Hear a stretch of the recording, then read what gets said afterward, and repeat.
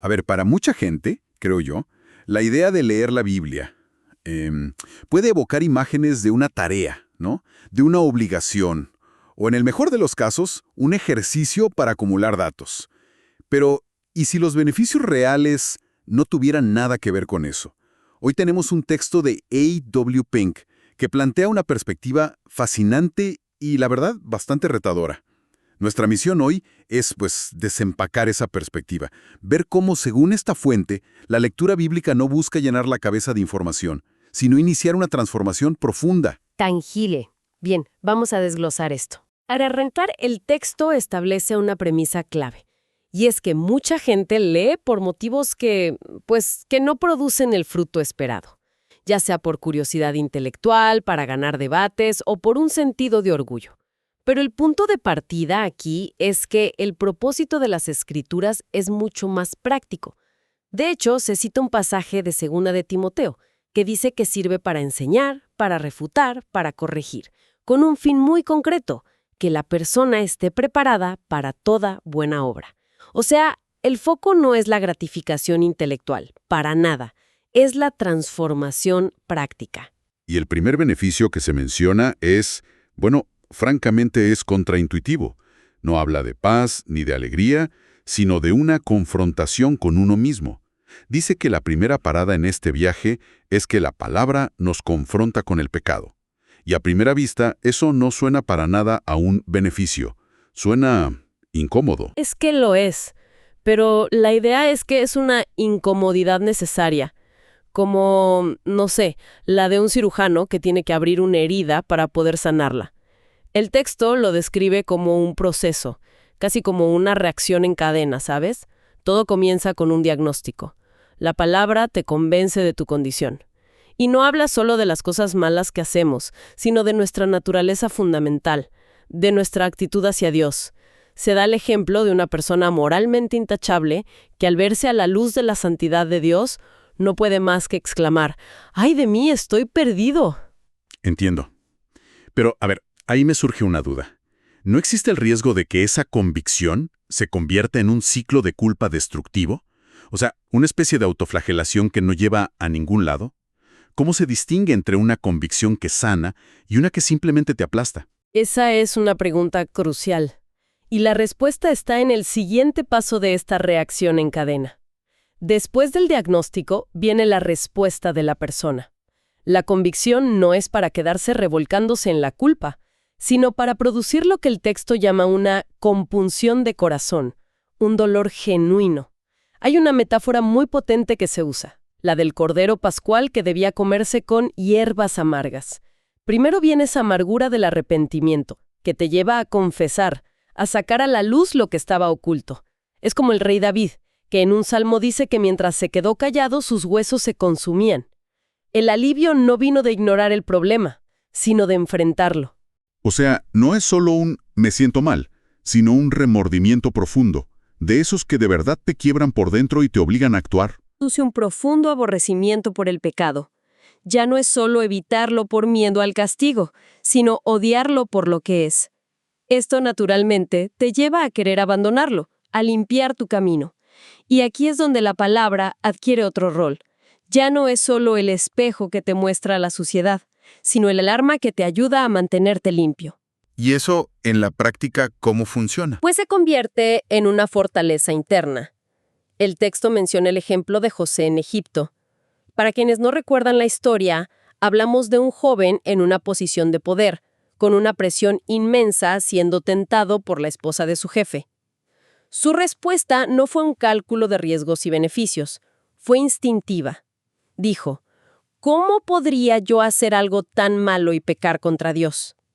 La palabra estaba tan arraigada en su carácter que la tentación, por muy fuerte que fuera, no encontró dónde aferrarse.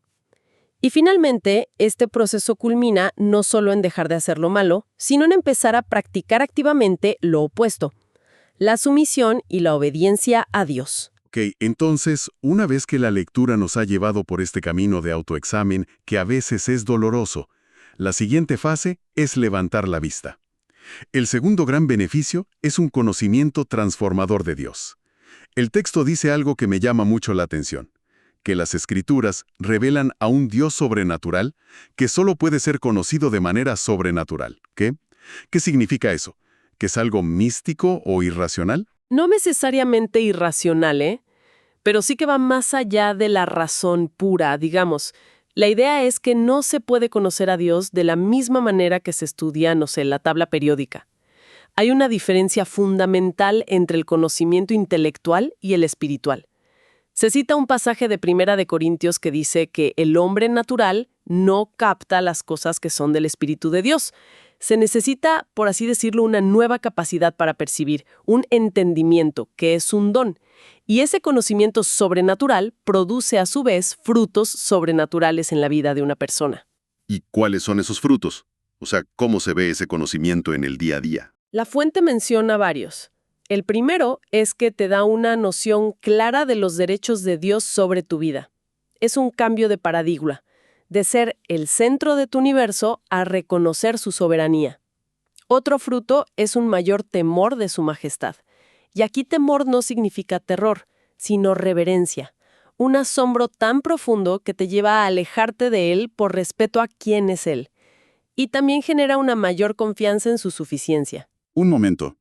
Esa idea de dejar de apoyarse en brazos de carne, que es una frase que usa el texto, se refiere a dejar de confiar únicamente en los recursos humanos, en nuestras propias fuerzas o en los demás. Precisamente a eso. Es aprender a descansar en el Dios vivo en lugar de en nuestras limitadas capacidades o en las de otros. Pero el fruto que quizá resume todo es el último que menciona. Un mayor deleite en él. Ese punto sumerés deleite es fascinante. La idea de encontrar alegría en Dios incluso cuando todo lo demás se derrumba. El texto cita al profeta Habacuc, que básicamente dice, aunque no haya cosechas, ni animales, ni nada, aún así me alegraré en el Dios de mi salvación.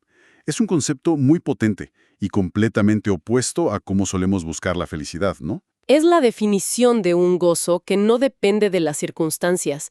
Es por naturaleza sobrenatural. Y este conocimiento de Dios lleva inevitablemente al corazón del mensaje bíblico, un conocimiento más profundo de Cristo.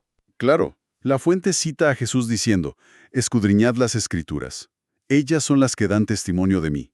¿Cómo cambia la lectura cuando el enfoque se centra en Cristo de esta manera? Se vuelve intensamente personal. Primero, al ver nuestra propia condición, como hablamos antes, entendemos nuestra absoluta necesidad de un Salvador. No es un concepto abstracto, es una necesidad sentida. Y a partir de ahí, Cristo se vuelve cada vez más real y precioso. La autora usa una analogía del maná en el desierto. Algunos recogían más, otros menos. La captación de lo que Cristo significa se ajusta a la necesidad de cada uno. Cuanto más consciente eres de tu necesidad, más valioso se vuelve Él para ti.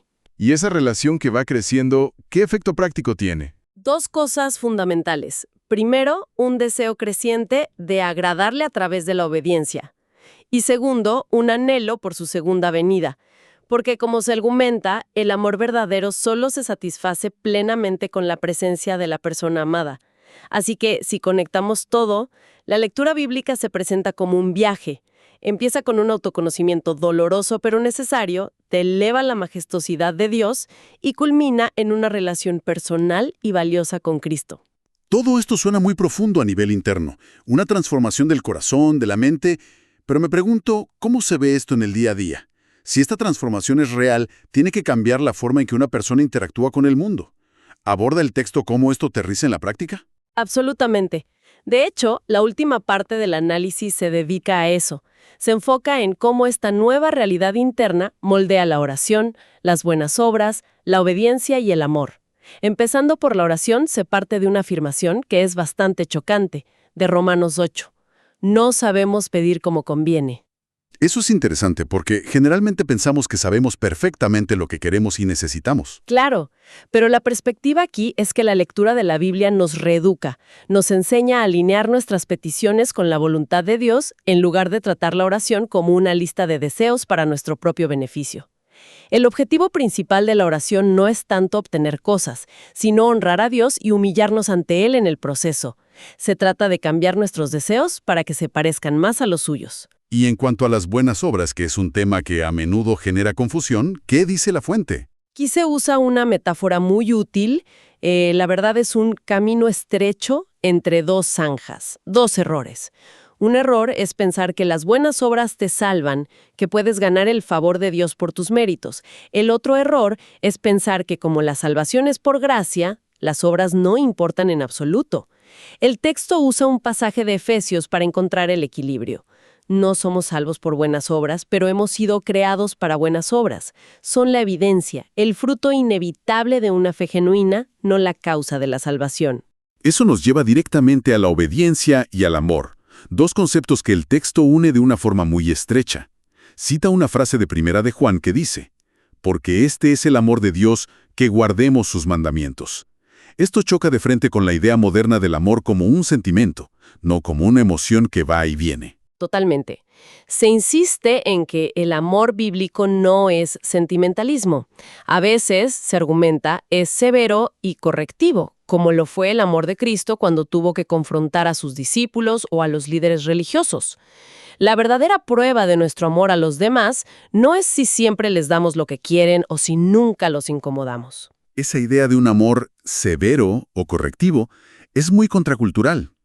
Hoy en día, amar a alguien a menudo se equipara con aceptar y validar todo lo que hace sin juzgar. ¿Cómo se reconcilian esas dos visiones? No se reconcilian fácilmente, porque parten de definiciones distintas de amor. La perspectiva del texto es que el amor busca el bien supremo de la otra persona, y ese bien supremo está definido por Dios, no por nuestros sentimientos o por las normas culturales. De hecho, se cita otro pasaje radical de Primera de Juan. En esto conocemos que amamos a los hijos de Dios, cuando amamos a Dios y guardamos sus mandamientos. Es que esa es una afirmación muy fuerte. Parece implicar que no puedes amar de verdad a otra persona si ese amor te lleva a desobedecer a Dios o a alentar a la otra persona a hacerlo. Exactamente esa es la implicación. Sugiere que el amor genuino se manifiesta en acciones concretas. Orar por los demás, ayudarles materialmente, sí, pero sobre todo animarse mutuamente a seguir los caminos de Dios. Y esto plantea una pregunta importante para nuestra reflexión. Estamos a veces confundiendo la amabilidad, la tolerancia o el deseo de agradar a la gente con el amor bíblico, que se presenta como algo mucho más robusto y anclado en la verdad. Entonces, si recapitulamos el viaje que hemos hecho a través de este material, la lectura bíblica desde esta perspectiva es un proceso de transformación integral. Comienza con una mirada honesta y a veces dura hacia adentro, hacia nuestra propia condición. Así es. De ahí nos eleva a un conocimiento de Dios que no es solo académico, sino personal y reverente, y que culmina en una relación cada vez más valiosa con Cristo. Y finalmente, todo ese trabajo interno se desborda hacia afuera.